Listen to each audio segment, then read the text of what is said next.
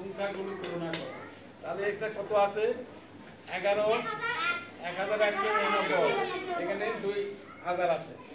তাহলে এখানে কোন প্রতীক বসবে? তাহলে এখানে কোন প্রতীক বসবে?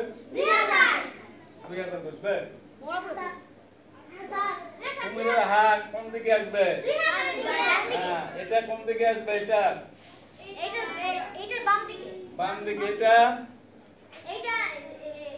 বাম দিকে। এটা কোন দিকে? ডান দিকে।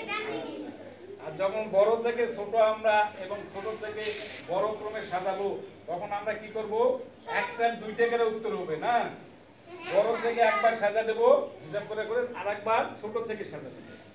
ঠিক খ নম্বরও ওই একই ভাবে করব, একবার বড় থেকে সাজা নেব, আরেকবার ছোট থেকে সাজা নেব। বুঝতে পারলে? এভাবে লিখতে হবে, একটু চিন্তা করতে হবে করে লিখতে হবে। আর রবিবারে